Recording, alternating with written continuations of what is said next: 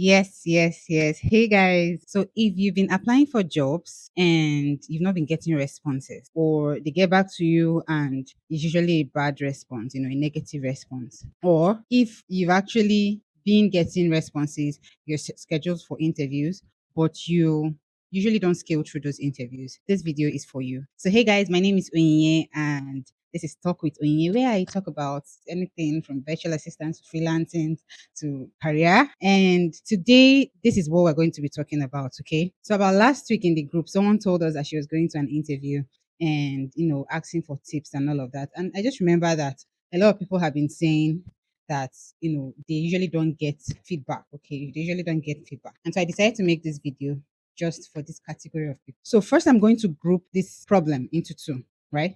Now, the first category will be people who apply, but they don't get responses. The second category would be people who actually do get responses and get into interviews, but do not scale through. Okay. We're going to treat this individually and we're going to try to highlight possible problems, possible issues that you need to put in place. Okay. So if you're among the category of people who actually do apply for jobs, but do not get any response, like they don't even have the courtesy of getting back to you and telling you, sorry, oh, you did not scale through. Or they actually get back to you and tell you, sorry, or some other candidates made it for this job. Now, this is what might be the problem. First, it's possible that your CV is poorly tailored. Your CV or your cover letter is poorly tailored. Okay. So these are the two things people would usually look at in order to see whether you scale through. In order to see whether you scale through, at least to be able to give you the opportunity to actually come before them and talk about yourself and all of those things, right? So is either first your CV or your cover letter is poorly tailored for that job description, that job role.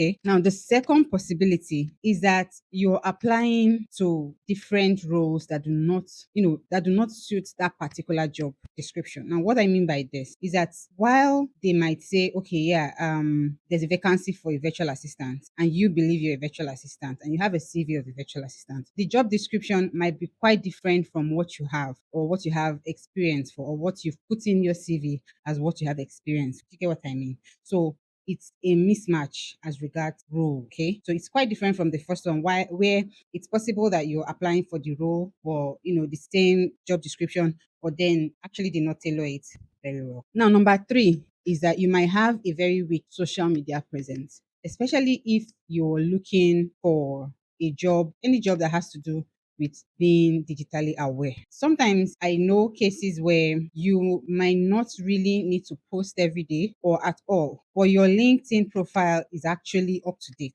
That would help. Okay. In some other cases, you just need to show a little bit of your personality. That might not really be the case. But then the most important thing is that you have to have your LinkedIn profile filled up or up to date, so to speak. Finally, the fourth reason why you could not be getting a response from your applications could be because you lack the appropriate keywords for that particular job type. Now, we're going to treat this later on in the video, but I just decided to make sure I point this out one by one. The second category of people that we're talking about are people who have actually submitted their CVs, their cover letters, and got called for interviews. But for some reason, after the interview, they usually don't get back to you or they tell you sorry that you didn't make. Now we're going to look at what might possibly be the problem. Problem number one could be that you are actually very nervous or anxious during interviews. And it kind of gives a different vibe the interviewer. So it's not just about answering the right questions, but they need to see confidence in what you're saying or what you're doing, right? Now we're going to get back to this fully later in the video. Now, problem number two is that you don't actually understand the role very, very well when you're answering questions. It kind of gives off in the answers you choose that you actually don't understand this role very well, or you don't understand what they may be expecting from you when given this opportunity. And so it gives off in the way you answer this question. Now, problem number three might be that your answers are very, very weak, or you're not, basically, you're not really a good storyteller when it comes to interviews. So your answers are weak. For example, they ask you a question and you just give that one sentence, oh, yes, or no. When they ask you a question, they expect you to explain, even though sometimes they may not say explain, they mean explain. And whenever they say explain, they probably expect you to say something regarding an experience you've had. Number four, which might not be a problem,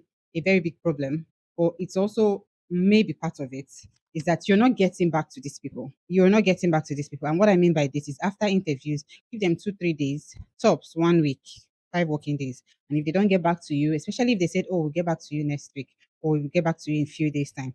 And after 5 days, 5 working days, they don't get back to you. Feel free to get back to them and know what's up. So now that we've talked about what the possible problems might be, I want you to know that it's real. Like, it's not just you. You're not just the only person going through this problem. Okay. I want you to know that there are thousands and thousands of people who are going through this problem. And I'm here for you. I'm here to tell you this is what we're going to do.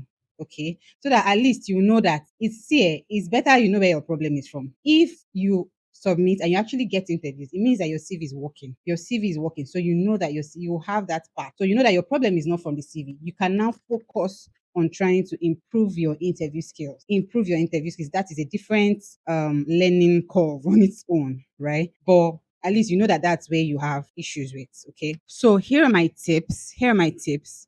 If you're having issues with not getting responses, especially if you look at your CV and you realize that you may not have. Now, I want you to look at your CV objectively. You may not have optimized it well for that previous role you applied for. Now, this is what I mean by optimize. This is what I mean by tailor your CV well. Say I have a VA CV, right? I have a VA CV. I also have a product manager CV. I also have a project manager CV. Now I'm applying for a VA role, right? But all VA roles are not the same. In fact, all product manager roles are not the same. There are different expectations, but depending on the company and depending on where they are in their, will I say, life cycle, right? Depending on where they are in their life cycle. So all VA roles are not the same. So what do I mean by that? If the VA role you're applying for is matches with what your CV is, what you have on your CV, then that's step number one. That's good, right? Now the next thing you want to do is to make sure you have the correct keywords.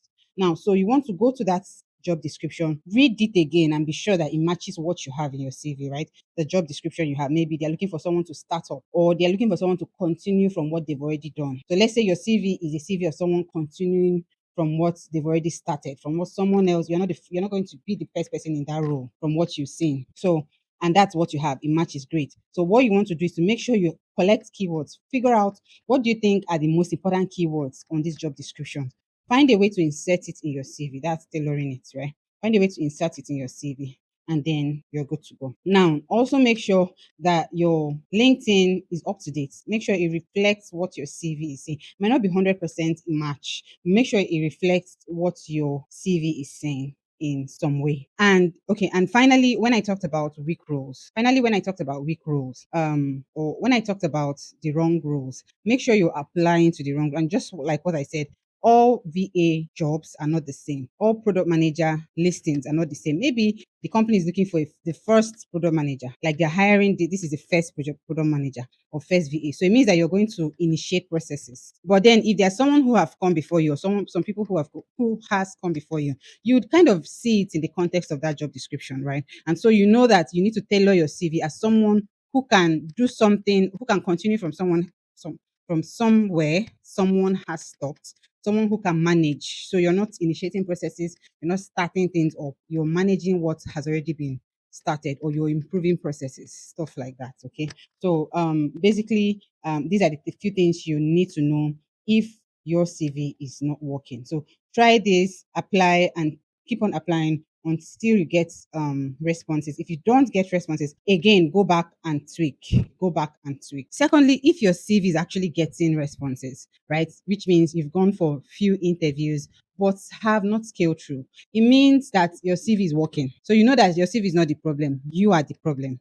You need, as I said before, you need to improve on your interview skills. Figure the first question people usually ask in interviews is tell me about yourself. You need to find that's I think for me and from someone who has mentored me, he'll say that's the basis of your interview. Basis of your interview is your ability to communicate that answer. Tell me about yourself and take charge of that particular interview. If you're able to put them through a storyline, the next question will always will always come from from what you've said in your tell me about yourself, right? And so, I mean, if you answer the first one right, answer the second one right, you're already impressing them. Do you get what I mean? And then try as much as possible, especially for that first tell me about yourself question, to rehearse it. Tell people to you want to do the practice with them, right?